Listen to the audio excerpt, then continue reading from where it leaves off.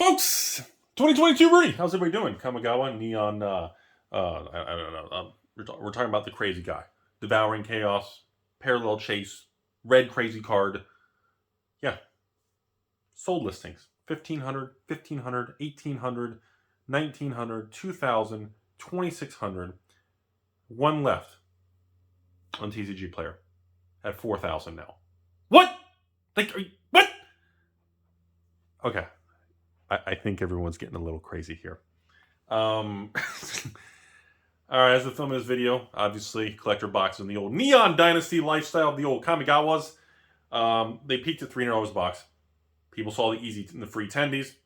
The rest of the supply came to market. Anybody hoarding, anybody flipping, any store that had leftover inventory, put them online. Had a little mini race to the bottom, little retracement of 20%. Went from $300 a collector box in Kamigawa down to about $230, $240. As the filming the video, right when that happened, the market just said, all right, back that big old dump truck up and took it. The market literally just gobbled it up. Now, as the filming the video, we're back to $260, including shipping, not including tax. So most people pay $270, $280 shipped with taxes and shipping online. And that's where the Kamigawa collector box market sits. Now, there is no additional products and collector boxes coming. That's it. The waves are out. I don't know if Amazon, sometimes, I think they have some up there, but they raise the price. They're very manipulative of it. It is what it is. Okay? This is it. I mean, if you jumped in at the 220, 230, 240, that small pullback, I think that's really all there is to it. The product's good. Wizards deserves the success they got on it. They did a good job. It's just, the numbers are strong. Even draft and set boxes remain very, very strong. No, sorry, even patrons, people watching, draft set boxes are still on allocation with Wizards of the Coast due to the high demand. I'm not surprised. I do expect the Kamigawa drafts and sets to remain on allocation period a little bit longer than normal. Keep in mind, I know, I'm going to say it. Everybody sit down. Everybody be cool. Crimson Vow. Okay, so Crimson Vow, sorry. I had to say the word. I'm sorry, everybody. Crimson Vow had allocation on draft and set boxes cut literally like 10 days after release. It was the fastest ending to an allocation period for a draft box I have seen since probably Theros Beyond Death. And before that was probably Rivals of Ixalan. Before that was probably Hour of Devastating Our Wallets. Those were the times I remember in the last 6-7 years on YouTube that certain sets came out of the gate and they just tripped on the very first speed bump, face planted right inside of a giant soft wall. Anyways, and they just stumbled. And here we are. Crimson Vow did the same thing. Kamigawa, I expect it to remain on a full, I wouldn't be surprised if it goes a full 60, 90 days in allocation period. They are going to do more. The demand is very, very high. And it's going to be interesting to see if Wizards is able to keep up when we have the second reprint of Kamigawa draft and set. That's probably going to hit the market in the next 90 days. When that hits the market, it's going to be interesting to see if the market absorbs that pretty quickly, and then Wizards runs out for a couple week period, and distributors can't get it. And then if that's the case, by the time the third print run or reprint of Kamigawa draft and maybe set comes to market, it'll be interesting to see if the market's appetite is still going to be strong as we approach Q3, Q4.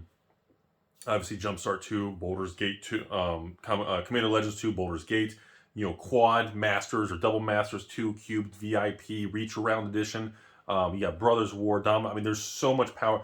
I don't know if the demand for regular draft and set is going to stay where it is. Now, collector boxes, that's it. If you can get those things for under $250, I hope you got your positions. That's it. Like I said, I made that huge risky gamble bet on my end. You guys remember the video I did about 2 months ago when I told the patrons I went all in on Kamigawa at like 5. I mean, it was 1.23 million I spent, and I sold. I got blown out. I ran out in 14 minutes, sold all the collector boxes, the draft and set. And the collector boxes, yes, they were $179 to $189 to patrons. They did really well. That's great, but unfortunately there is no more coming. I'm still trying to get a little bit more of the Kamigawa boxes, the collector, from some other large stores, and I'm trying to get them for that $220, $230 range, but it's been kind of choppy, man. So, back to the whole Devouring Chaos. Look, I know people are hyped about it. I'm sorry. I can be Mr. Hype Man about it, but I can't get behind $4,000 or $5,000 for this chase card. I'm sorry. It's just, now we're getting to the level where emotion's taking over. There's none left. And I think what's most interesting is TCG Player. Since it's been released, there's been like 10 neon red cards that have come to market and actually sold. 10. So it's fascinating to me, based on the quantity of collector boxes that the market's blown through, only about 10 have come to market on TCG Player. That is incredibly low.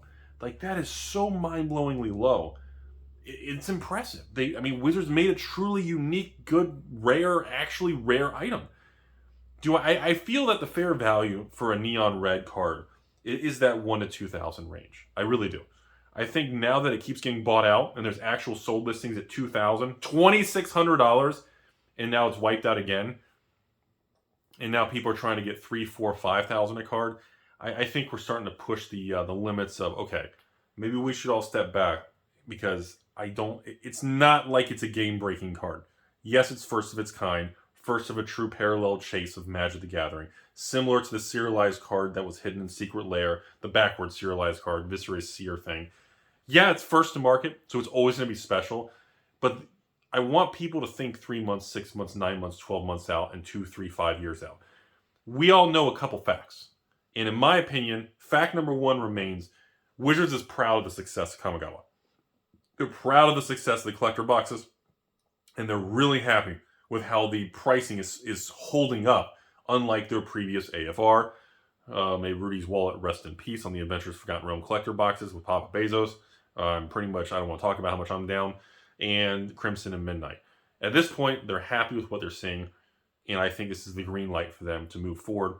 I don't know if it's going to be in Streets of Copacabana with Barry Manilow or the following. It depends on how they got that to the printer in time. But I do expect more chase cards, more parallel, more maybe redemption or serialized or peelable or signed, or there's going to be more of it.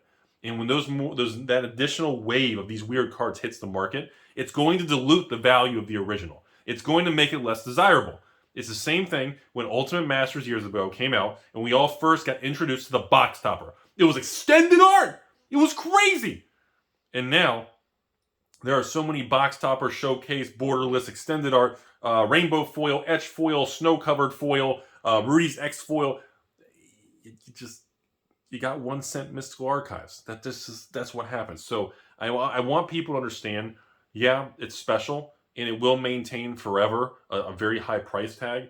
But just understand, a high price tag of a couple $1,000s doesn't mean it should go to 3, 4, 5, 10,000 like people are yapping about now. There is going to be a point where the market is going to cool, move on to the next hot thing, and someone's going to get left holding a $4,000 neon red card. That's my concern. And there's going to, people ask me, Rudy, if I were to find one or you pull one in a box opening for me, what would you sell it for? And I was like, I'm not sell for. What would I buy it for? In my opinion, I'd probably pay $1,000 for a neon red card as a buy list type store, as a buying side, and I would sell it for like $1,500. I think it's worth around $1,500 to $2,000. I think that's the price range tier, depending on the exact centering or condition. But this whole 3 to 5 to 10,000 people are rambling. It's just too much, folks. It's just too much. So I wanted to comment. Conclusion of this video: collector boxes. These things are going to continue to run. I have no reason to believe that the bull market in Kamigawa collectors isn't going to stop, because now there's no more supply. And if you have them, everybody knows. There's no going to a local store and acting like they don't know what's going on. Everybody in the industry knows about the parallel chase cards. They know if you crack one of these things, you buy it for $250, and for some reason you hit the lottery on some stupid lucky day, and you pull a $3,000 neon red card, it's kind of a big deal, folks. Even if it's not even the red, even if it's one of the lower chase ones that are $500, just the fact that it has that allure is going to forever make this a very expensive special product. And now the faucet is turned off, and what you see out there is what there is. So, conclusion, it's a home run product. Can't bitch at Wizards, can't be upset. They did a good job. The market's happy. The market's got arms wide open. And the million-dollar question now is, will Streets of Copacabana, will they have special cards? Or was it already at the printer before they saw the success of this one? That's the real question moving forward, everybody. That's the question that's going to keep me up at night if I actually cared.